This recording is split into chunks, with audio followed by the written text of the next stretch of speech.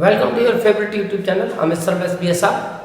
और आज हमारी ये क्वाड्रिलेटरल्स जो चैप्टर चल रहा था, आज इसकी पहली एक्सरसाइज हम स्टार्ट करेंगे। बट वही है कि पहली एक्सरसाइज स्टार्ट करने से पहले जो पिछली वीडियो में मैंने पढ़ाया था उसका रिवीजन, और मैंने तुम्हें उस वीडियो में जो हम थ्योरम्स और कॉन्सेप्ट और प्रॉपर्टीज यूज करेंगे वो सारे मैंने तुम्हें बताए थे और वो सब तुम्हें याद भी करने थे। तो मैं एक बार से थोड़ा सा रिवाइज करा देता हूँ कि मैंने क्या बताया था। तो मैंने तुम्हें बताया था कि एक क्वाड हमारे पास होता है, इररेगुलर क्वाड, और ये क्वाड हमेशा एक कांस्टेंट प्रॉपर्टी फॉलो करता है कि इसके जितने भी एंगल्स होते हैं, चारों एंगल, उन सबका सम 360 डिग्री होता है। इसके बाद जब ये क्वाड कुछ और प्रॉपर्टीज फॉलो करता है तो मेनली हमारे पास दो कैटेगरी बनती है। तीसरी कैटेगरी काइट की होती है, उसको हम नहीं गिनेंगे। फिलहाल हम मेन अपनी दो कैटेगरी फोकस करेंगे। एक तो अगर इसकी अपोजिट साइड का एक पेयर पैरेलल है तो ट्रेपीजियम, अगर एक पेयर पैरेलल है तो ट्रेपीजियम, और अगर दोनों पेयर अपोजिट साइड के पैरेलल है तो पैरेललोग्राम। और इस पैरेललोग्राम की इसके अलावा कुछ और प्रॉपर्टीज भी थी, 5 प्रॉपर्टी मैंने बताई होंगी। इसकी अपोजिट साइड इक्वल भी होती है, पैरेलल भी होती है, इसके अपोजिट एंगल्स भी इक्वल होते हैं, और इसके डायगोनल्स एक दूसरे को बाइसेक्ट करते हैं, और इसका एक डायगोनल इसको दो ट्राइंगल में डिवाइड करेगा और वो दोनों ट्राइंगल आपस में कॉन्ग्रुएंट होंगे। जैसे हम ये वाला डायगोनल डालेंगे तो ये दोनों ट्राइंगल कॉन्ग्रुएंट होंगे, और अगर हम ये वाला ट्राइंगल ड्रॉ करेंगे तो ये दोनों ट्राइंगल कॉन्ग्रुएंट हो जाएंगे। यानी कि हम अगर इसका कोई डायगोनल ड्रॉ करते हैं तो वो डायगोनल इस पैरेललोग्राम को दो कॉन्ग्रुएंट ट्राइंगल में डिवाइड कर देगा। उसके बाद इस पैरेललोग्राम की फर्दर अगर कुछ और प्रॉपर्टीज इसमें ऐड हो जाए तो इसकी कुछ वैरायटी हमारे पास और बनती है जो हमें यूज भी करनी है। सबसे पहली वैरायटी रेक्टेंगल, यानी जिस पैरेललोग्राम के सारे एंगल 90 के होंगे फिर हम उस पैरेललोग्राम को रेक्टेंगल का नाम दे देंगे, रेक्टेंगल। और अगर इस पैरेललोग्राम की सारी साइड इक्वल हो जाएंगी तो हम इस पैरेललोग्राम को रोम्बस का नाम दे देंगे, रोम्बस। और रोम्बस में ये जो डायगोनल्स होते हैं ये एक दूसरे पे परपेंडिकुलर होते हैं, डायगोनल्स आर परपेंडिकुलर। इसके अलावा हमारे पास कुछ और ऑप्शंस भी हैं, जैसे अगर इसी रोम्बस को और इस रेक्टेंगल को हम आपस में मिक्स कर दें तो इजिकल टू में ये फिगर बन जाती है। यानी कि जो रोम्बस और रेक्टेंगल का कॉम्बिनेशन होती है, यानी कि all sides are equal and each angle 90 degree, तो ये है स्क्वायर। इसके स्क्वायर के अंदर रेक्टेंगल और रोम्बस की सारी प्रॉपर्टीज होंगी। रेक्टेंगल के अंदर पैरेललोग्राम की सारी प्रॉपर्टीज होंगी। दो प्रॉपर्टी एक्स्ट्रा होगी कि इसके सारे एंगल 90 होते हैं और इसके डायगोनल्स इक्वल होते हैं। रोम्बस के अंदर पैरेललोग्राम की सारी प्रॉपर्टीज होंगी। एक प्रॉपर्टी इसमें एक्स्ट्रा होगी कि इसके डायगोनल्स परपेंडिकुलर होते हैं, और एक प्रॉपर्टी ये एक्स्ट्रा होगी कि इसकी चारों साइड इक्वल होती है। दो प्रॉपर्टी इसमें एक्स्ट्रा होगी, दो प्रॉपर्टी इसमें एक्स्ट्रा होगी, और टोटल इसमें 4 प्रॉपर्टी एक्स्ट्रा हो गई, क्योंकि रेक्टेंगल की ये 2 प्रॉपर्टी और रोम्बस की 2 प्रॉपर्टी, तो मिला के स्क्वायर में 4 प्रॉपर्टी एक्स्ट्रा होती है। तो फाइनली अब हमारे पास जो क्वेश्चंस हैं इसमें, उसमें हमें इन प्रॉपर्टी को सीधा भी यूज करना है, उल्टा भी यूज करना है। यानी हमें पैरेललोग्राम दिया होगा तो हमें 5 प्रॉपर्टी यूज करनी है, लेकिन अगर हमें पैरेललोग्राम प्रूव करना है तो हमें एक प्रॉपर्टी यूज करनी है। अगर हम किसी तरह से, जैसे हमें पता है कि पैरेललोग्राम की अपोजिट साइड पैरेलल होती है, दोनों पेयर, तो अगर हम कहीं किसी क्वाड में प्रूव कर दें कि उसकी दोनों पेयर अपोजिट साइड के पैरेलल है तो वो सीधी सी बात है पैरेललोग्राम हो जाएगा। हमें पता है कि पैरेललोग्राम के अपोजिट एंगल्स इक्वल होते हैं, तो अगर हम इसके अपोजिट एंगल्स को इक्वल दिखाते हैं किसी क्वाड के तो वो पैरेललोग्राम हो जाएगा। हमें पता है कि पैरेललोग्राम के डायगोनल बाइसेक्ट करते हैं, तो अगर हम ये प्रूव कर दें कि किसी क्वाड के डायगोनल बाइसेक्ट करते हैं तो इसका मतलब वो पैरेललोग्राम हो जाएगा। तो हमें कोई उनमें से एक प्रॉपर्टी यूज करके उसको पैरेललोग्राम प्रूव करना है। ऐसे ही हमारे पास रेक्टेंगल, स्क्वायर, रोम्बस भी प्रूव करने को आ सकते हैं। तो उनमें भी हमें इनकी प्रॉपर्टीज कोई एक वेरीफाई करनी होती है। जैसे अगर हम किसी पैरेललोग्राम का एक एंगल 90 दिखा दें तो अंडरस्टूड है उसके सारे 90 होंगे, क्योंकि एक पैरेललोग्राम का एंगल 90 होने से सारे ही 90 प्रूव हो जाते हैं। तो तुम्हें केवल एक एंगल 90 दिखाना है, तो एक एंगल जैसे 90 दिखाओगे पैरेललोग्राम का, वो रेक्टेंगल हो जाएगा। या फिर एक ऑप्शन है कि अगर तुमने पैरेललोग्राम के डायगोनल इक्वल दिखा दिया तो भी वो रेक्टेंगल हो जाएगा। ऐसे ही अगर तुमने पैरेललोग्राम का ये एडजेसेंट साइड का एक पेयर इक्वल दिखा दिया तो वो रोम्बस हो जाएगा, क्योंकि एक पेयर इक्वल होने से चारों पेयर इक्वल हो जाए, चारों साइड इक्वल हो जाती हैं आपस में। या हमने अगर पैरेललोग्राम के डायगोनल परपेंडिकुलर दिखा दिए तो वो रोम्बस हो जाएगा। लेकिन अब स्क्वायर के लिए, क्योंकि square is a combination of rectangle and rhombus, तो रोम्बस और रेक्टेंगल की एक एक प्रॉपर्टी हमें इसमें प्रूव करनी पड़ेगी। यानी स्क्वायर प्रूव करने के लिए हमें पैरेललोग्राम के एक एंगल 90 और एडजेसेंट साइड का पेयर इक्वल, तभी हम स्क्वायर बोलेंगे, क्योंकि वो रेक्टेंगल की प्रॉपर्टी फॉलो करता है रोम्बस की, तो दोनों की हमें एक एक प्रॉपर्टी लेनी पड़ेगी। या जैसे हम ऐसे कर सकते हैं, पैरेललोग्राम की डायगोनल्स को इक्वल दिखा दें और साथ में इसके डायगोनल को परपेंडिकुलर भी दिखा दें, डायगोनल्स इक्वल और परपेंडिकुलर, तो ये केवल स्क्वायर में ही होता है। तो इस तरह से तुम्हें वो जो प्रॉपर्टीज है उनको रिवर्स भी यूज करना है। और यहाँ तुम्हारे पास प्रूव करने के क्वेश्चंस ज्यादा है। कैलकुलेशन का केवल एक क्वेश्चन है और वो भी क्वेश्चन बहुत सिंपल है, जिसको शायद तुम अपने आप भी कर लोगे, मेरी जरूरत नहीं पड़ेगी उस क्वेश्चन में, बट मैं फिर भी तुम्हें बता देता हूँ, क्योंकि दे तो रखा ही है, अब शुरुआत उसी से कर लेते हैं। पहला ही क्वेश्चन है और इस क्वेश्चन में हमें एक क्वाड के एंगल्स, वैसे नाम नहीं दिया क्वाड का, पर मैं मान लेता हूँ ABCD क्वाड है, तो इसके चारों एंगल का रेशियो दिया है 3, 5, 9 और 13। अब हमें क्वाड की चारों एंगल निकालने हैं। तो जब हमारे पास कोई चीज रेशियो में होती है तो हमें पता है कि उसको हम लेट कर सकते हैं एक कांस्टेंट वेरिएबल के साथ मल्टीप्लाई करके। तो ए को तो हम मान लेंगे 3x, बी को मान लेंगे हम 5x और सी को मान लेंगे हम 9x और डी को मान लेंगे हम 13x। तो ये हमने चारों एंगल की वैल्यू को फाइंड कर लिया एक तरीके से। A 3x हो गया, B 5x हो गया, C 9x और D 13x। अब हमें क्वाड की एंगल सम प्रॉपर्टी आती है कि क्वाड के चारों एंगल्स का सम 360 होता है।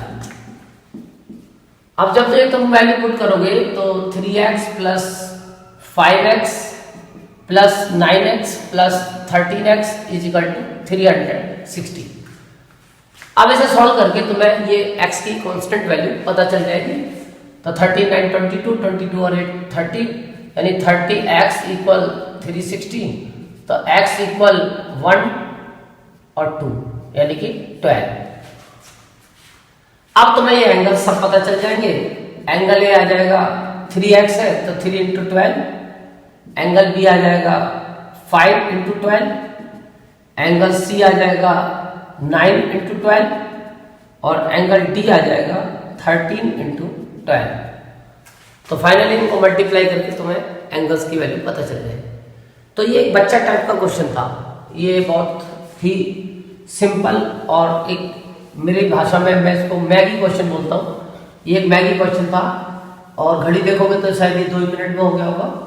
बट अब जो क्वेश्चन हमारे यहाँ से स्टार्ट हो रहा है ये मैगी नहीं बल्कि ये ऐसे समझो कि खिचड़ी क्वेश्चन है। इनको तो करते रहोगे और पता भी लगेगा कि बना या नहीं बना, यानी कि प्रूव करने वाले क्वेश्चंस स्टार्ट हो जाते हैं। और इन क्वेश्चंस में हमें ये पीछे की सारी प्रॉपर्टीज यूज करनी पड़ेगी। तो सबसे पहले मैं शुरुआत करता हूँ छोटे क्वेश्चन से। क्वेश्चन नंबर 2, ये एक छोटा क्वेश्चन है और ये ध्यान रखना क्वेश्चन नंबर 2 और 3 को मिक्स करके 4 होगा, तो ये आपस में सब कनेक्टेड क्वेश्चन है, तो ध्यान से समझना। क्वेश्चन नंबर 2 इसमें दिया है diagonal of parallelogram are equal then show that it is a rectangle. अगर किसी, देखो पहली बात तो तुम्हें रेक्टेंगल प्रूव करना है तो तुम रेक्टेंगल बना सकते हो। तो तुम्हें एक रेक्टेंगल प्रूव करना है एक पैरेललोग्राम को जिसके डायगोनल्स इक्वल है। तो पैरेललोग्राम मान लिया मैंने ABCD और डायगोनल्स हो गए AC और BD। तो गिवन में हमारे पास दो कहानियां चली एक साथ कि एक तो चली कि ABCD इज ए पैरेललोग्राम, ये हमें सिंपल हमने पैरेललोग्राम दिया है, ABCD is a parallelogram and diagonals are equal, यानी हमें ये भी दिया है AC इक्वल BD।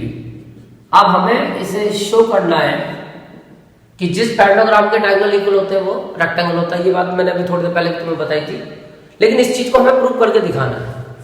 तो इसको प्रूव करने के लिए हमें प्रूव करना है कि ABCD एक रेक्टेंगल होगा, इज ए रेक्टेंगल। तो इसको रेक्टेंगल प्रूव करने के लिए तुम क्या करोगे, इसका फिक्स तरीका है, कभी भी तुम्हें कहीं भी डायगोनल को यूज करना है तो डायगोनल को यूज करने का हमारे पास एक ही तरीका होता है, और वो है कि तुम इस ट्रायंगल पे वर्क करोगे ABD पे और ACB पे। हमेशा तुम्हें डायगोनल इक्वल दिखाने या तुम्हें डायगोनल इक्वल दे रखे हैं उसको तुम्हें यूज करना है। दोनों केस में तुम्हें ये ट्रायंगल कंसीडर करने पड़ेंगे। तो तुम ट्रायंगल ADB ले लो और ट्रायंगल ADB और BCA, और ये दोनों ट्रायंगल्स को तुम कॉन्ग्रुएंट करने की कोशिश करो और तुम देखोगे आसानी से कॉन्ग्रुएंट हो जाएंगे, क्योंकि उसने ABCD एक पैरेललोग्राम दिया था। तो AD इक्वल BC होगी, क्योंकि तुम्हें पता होगा opposite side of parallelogram are also equal, opposite side are equal, opposite side of parallelogram लिख दो बस, इक्वल तो हमने पहले दिखा दिया, तो बस रीजन हो गया अपोजिट साइड ऑफ पैरेललोग्राम। पहला काम। अभी एक काम और करना पड़ेगा, तो तुम्हें BD इक्वल AC दिया हुआ है, इस वाले ट्रायंगल की BD और इस वाले ट्रायंगल की AC तुम्हें दी हुई है। BD इक्वल AC ये हमें ऑलरेडी गिवन है, BD इक्वल AC ये हमें गिवन है। एक और तुम ले सकते हो, तुम्हें दिख रहा होगा इस ट्रायंगल में AB आ रही है और इस ट्रायंगल में भी AB आ रही है, बट इसमें AB आ रही है तो इसमें BA आ रही है, यानी AB इक्वल BA, और ये हुई हमारी कॉमन। जब ट्रायंगल को तुम अलग अलग बना के कंसीडर करोगे तो तुम्हें अपने आप ये सब कुछ दिख जाएगा। मैं तुम्हें यहाँ पे छोटा सा दिखा देता हूँ, वरना तुम जब इसको बड़ा सा करके अपने आप देखोगे तो तुम्हें सब बिल्कुल क्लियर दिखेगा। एक मैंने DAB लिया है और एक मैंने CBA लिया है, अब तुम्हें क्लियर दिख रहा होगा AD equal BC, AB equal AB, देखो दिख रहा है AB इक्वल AB। बट क्योंकि ये वर्टेक्स इसके इक्वल लग रहा है, तुम्हें राइट एंगल मतलब प्रूव करना आ रही है हमें, लेकिन देखने में तो फीलिंग में राइट एंगल आ रहा है, तो राइट एंगल के तो इक्वल होगा। अब ये एंगल इसके इक्वल तो नहीं लग रहा, तो इसलिए A इक्वल B होगा, तो इसका नाम अगर AB बोलोगे तो इसका नाम BA बोलना पड़ेगा, तो इस बात का ध्यान रखते हैं। तो अब ये रूल बना SSS, ट्रिपल S रूल लगा के ये जो ट्रायंगल था जिसका नाम मैंने रखा था DAB, ये कॉन्ग्रुएंट हो जाएगा DBA। चलो मैंने अब DBA लिख दिया तो कोई बात नहीं, अब मैं लिख दिया DBA, तो CAB, तो CAB ये दोनों ट्रायंगल्स कॉन्ग्रुएंट हो गए। अब इससे क्या फायदा हुआ, तो कॉरस्पॉन्डिंग पार्ट्स आर इक्वल। अब थ्री साइड तो इक्वल हमारे पास थी, ये DB इक्वल AC दे रखा था तभी तुमने ट्रिपल S लगाया, तो तीन साइड तो हमारे पे इक्वल थी, तो इसका मतलब इसके तीनों बचे हुए एंगल आपस में इक्वल हो जाएंगे। तो ये वाला एंगल तो इसके इक्वल होगा, टॉप का एंगल टॉप के इक्वल, ये वाला एंगल इसके इक्वल लग रहा है, देखने से भी लग रहा है, और ये वाला एंगल इसके इक्वल हो गया, यानी angle DAB equal angle CBA। इससे हमें शिक्षा मिलेगी angle DAB equal angle CBA by CPCT, ये बनेगी पहली। अब तुम देखोगे क्योंकि ये पैरेललोग्राम है तो ये अपोजिट साइड पैरेलल होती है पैरेललोग्राम की, तो जब ये अपोजिट साइड पैरेलल होती है और ये ट्रांसवर्सल है तो ये एंगल और ये एंगल का सम 180 होता है को इंटीरियर एंगल्स, क्योंकि ये लाइन इसके पैरेलल है और ये ट्रांसवर्सल है, तो ये इंटीरियर एंगल जो सेम साइड है इनका सम 180 होता है। तो मैं लिख देता हूं since angle DAB plus angle CBA मिला के होगा 180 डिग्री, इसका रीजन है को इंटीरियर एंगल्स, को इंटीरियर एंगल्स का सम 180 होता है पैरेलल लाइन में। अब तुम्हें ये पता है कि DAB और CBA इक्वल है, अब तुम डीएबी को हटा के इसकी जगह सीबीए लिख सकते हो क्योंकि दोनों इक्वल है, तो इस डीएबी को हटा के इसकी जगह सीबीए आ गया। तो भैया ये 2 सीबीए हो गए, अब एक की जगह 2 सीबीए, और जब 2 सीबीए 180 के है तो सीधी सी बात है 1 सीबीए हो गया हमारा 90 का। अब हमने प्रूव कर दिया कि इस पैरेललोग्राम का एक एंगल 90 आ गया। तो ये भी मैंने थोड़ी देर पहले बताया था कि पैरेललोग्राम का एक एंगल 90 आया तो समझ लो चारों 90 प्रूव हो जाएंगे, क्योंकि तुम्हें अभी थोड़ी देर पहले मैंने बताया कि डीबी और सीबीए इक्वल है। अब सीबीए 90 का है तो डीबीए भी 90 हो गया, यानी दोनों तो 90 के हो ही गए। और अपोजिट एंगल्स पैरेललोग्राम में इक्वल होते हैं, ये भी 90 हो गया, इसका अपोजिट ये भी 90 हो गया, चारों प्रूव हो जाते हैं। तो तुम्हें चारों प्रूव करने की जरूरत नहीं होती, केवल एक से ही काम चलाना है। तो अगर तुमने किसी पैरेललोग्राम का एक एंगल 90 दिखा दिया तो हम उसको फिर कन्फर्म मान के रेक्टेंगल कह सकते हैं। यानी सिंस वन एंगल, मैं क्लियर लिख के भी दिखा रहा हूं, one angle of parallelogram is 90 degree, that mean parallelogram ABCD is a rectangle. तो ये तुम लास्ट में लिख दोगे। तो ये थ्योरम है हमारे पास कि अगर किसी पैरेललोग्राम का एक एंगल 90 है तो वो रेक्टेंगल होता है। ये था क्वेश्चन नंबर 2। अब आते हैं क्वेश्चन नंबर 3 पे। तो अब ये जैसे कि मैंने तुम्हें बताया सारे क्वेश्चन ये प्रूविंग के ही चलेंगे अब इस पूरी एक्सरसाइज में। कैलकुलेशन का केवल एक ही क्वेश्चन था, बाकी सारे क्वेश्चन प्रूव के होंगे और तुम इनमें प्रॉपर्टीज को सीधा और उल्टा दोनों तरीके से यूज करोगे। अभी तुमने देखा इस क्वेश्चन में मैंने प्रॉपर्टी को सीधा भी यूज किया, उल्टा भी यूज किया, तो हर क्वेश्चन में ही ऐसा करना पड़ेगा, प्रॉपर्टी सीधी उल्टी दोनों तरीके से यूज करनी है। तो अब आते हैं हम क्वेश्चन नंबर 3 पे। तो ये भी एक अच्छा क्वेश्चन है और आगे इसका मिक्सअप तुम्हें देखने को मिलेगा। इसमें कह रहा है कि show that if the diagonals of a quad bisect each other at right angle then it is a rhombus. यानी कि अगर किसी, अब तुम्हें रोम्बस तो प्रूव करना है ना, तो रोम्बस बनाओ। जब रोम्बस प्रूव करना है तो भैया रोम्बस तो बनाना पड़ेगा। अब किसी रोम्बस के, अगर यह है क्वेश्चन नंबर 3, अगर किसी रोम्बस के क्वाड के डायगोनल्स एक दूसरे को राइट एंगल पे बाइसेक्ट करते हैं, तो ये प्रॉपर्टी भैया रोम्बस की भी होती है वैसे तो, और ये स्क्वायर की भी होती है। यानी कि रोम्बस की तो सारी प्रॉपर्टी स्क्वायर में होती है, यानी कि स्क्वायर भी एक रोम्बस बोला जा सकता है। बट रोम्बस को स्क्वायर बोलना पड़ेगा तो तुम्हें कुछ काम और करना पड़ेगा फालतू। हाँ, ये प्रॉपर्टी स्क्वायर की भी हो सकती है, तो every square is a rhombus, but her rhombus को तुम स्क्वायर नहीं बोल सकते, उसके लिए तुम्हें ये एंगल 90 दिखाना पड़ेगा। तो फिलहाल अभी हमें इसको स्क्वायर प्रूफ नहीं करना, रोम्बस प्रूफ करना है। तो गिवन में हमें दे रखा है कि diagonals bisect each other at right angle. Diagonals एक दूसरे को राइट एंगल पे बाइसेक्ट करते हैं और डायगोनल है AC और BD।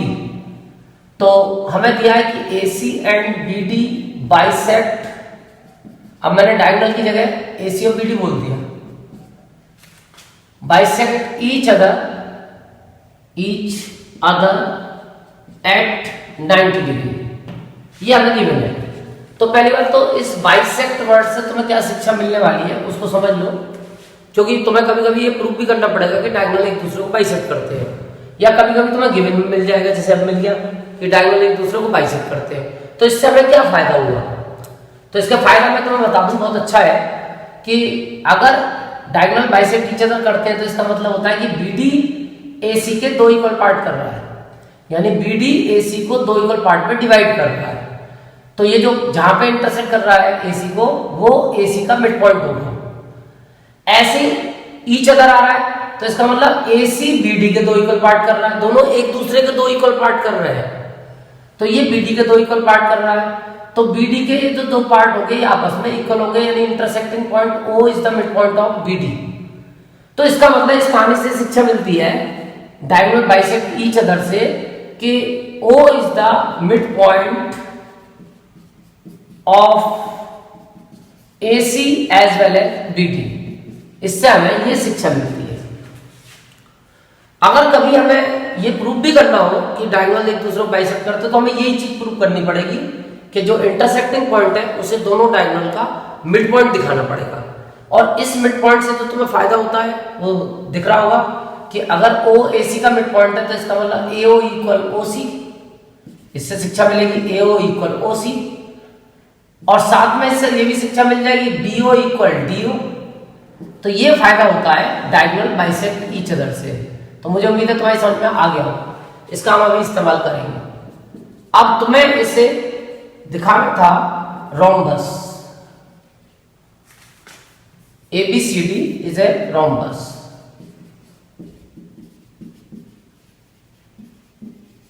ठीक है, तो अब इसे रोम्बस प्रूव करेंगे। तो रोम्बस प्रूव करने के लिए अब ऐसा है, सबसे पहले तो पैराडाग्राम प्रूव करना पड़ेगा। वैसे तो देखा जाए तो ये एक थ्योरम भी है हमारे पास कि अगर किसी क्वाड के डायगोनल एक दूसरे को बाइसेक्ट करते तो पैराडाग्राम होता है, ये थ्योरम है हमारे पास। बट कई बार से क्या होता है, कुछ टीचर बाउंड कर देते हैं, नहीं जी तुम्हें तो इसे प्रूव करके दिखाना है, तो मैं तुम्हें प्रूव करके दिखा देता हूँ। और हो सकता है कभी तुम्हारे पास यही क्वेश्चन आ जाए कि अगर किसी क्वाड के डायगोनल एक दूसरे को बाइसेक्ट करते तो वो पैराडाग्राम होता है, प्रूव करो। तो इसलिए मैं तुम्हें प्रूव करके दिखाता हूँ कि इससे कैसे हम प्रूव करेंगे। तो इसको प्रूव करना बहुत आसान होता है इस प्रॉपर्टी से कि डायगोनल एक दूसरे को बाइसेक्ट करते हैं, हम 2 मिनट में इसको पैराडाग्राम प्रूव कर सकते हैं। उसके लिए आमने सामने के ट्राइंगल्स को कॉन्ग्रुएंट करना होता है, वो कोई से भी कर लो, तुम्हारी इच्छा है। तो मैं आमने सामने के ट्राइंगल ले रहा हूं, एक तो AOD ले रहा हूं, और एक मैं ट्राइंगल ले रहा हूं AOD, और एक ले रहा हूं COB। ये मैंने 2 ट्राइंगल ले लिए।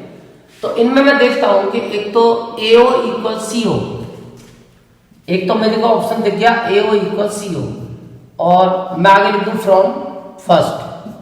वैसे ये मैं गिवन भी लिख सकता था और ये भी लिख सकता था कि दिया हुआ है, बट मैंने यहाँ पे तुम्हें दिखाई दिया है AO इक्वल CO और BO इक्वल D।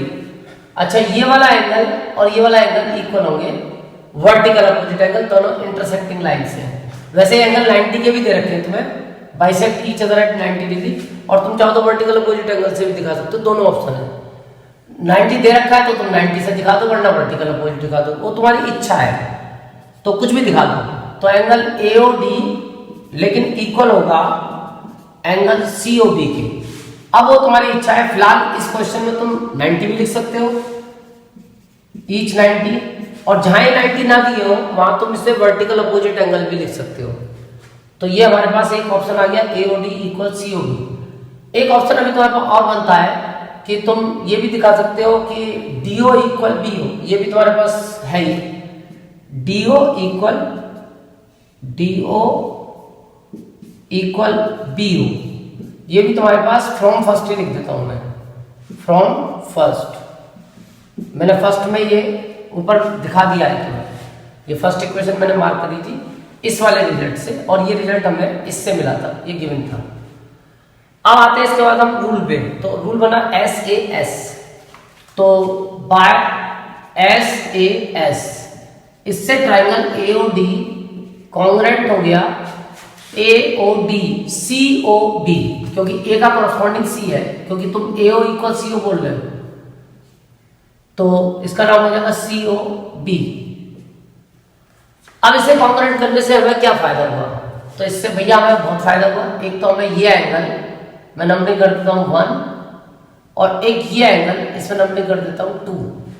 ये एंगल 1 और एंगल 2 आपस में इक्वल हो जाएंगे, कॉरस्पॉन्डिंग एंगल, क्योंकि मैं अभी बता रहा था A का कॉरस्पॉन्डिंग C है, तो A वर्टेक्स पे जो एंगल बनेगा इस ट्रायंगल का, वो इस ट्रायंगल के C वर्टेक्स के एंगल के इक्वल हो जाएगा, यानी angle 1 equal angle 2 by CPCT।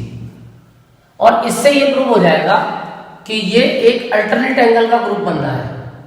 ये जो पेयर है 1 और 2 एंगल का, ये अल्टरनेट एंगल का है। और भैया ध्यान रखना, फिगर में जरूर डाल लेना एंगल 2, क्योंकि जहां मार्किंग करते हैं तो फिगर में जरूर डाल देते हैं, वरना टीचर को क्या पता चलेगा कौन एंगल 1 कौन एंगल 2।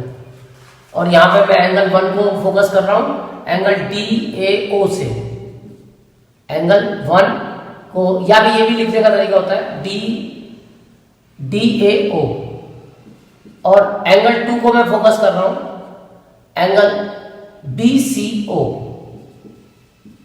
तो ये ध्यान रखना, मैंने यहाँ पे ये एंगल 1 और 2 को इनसे फोकस किया है। तो ये भी एक तरीका है, तुम पहले लिख के दिखा सकते हो। अच्छा, इधर आ जाओ। तो मैंने दिखा दिया एंगल 1 इक्वल 2। अब ये अल्टरनेट एंगल का ग्रुप बनना है, तो इसका मतलब AD पैरेलल टू CB।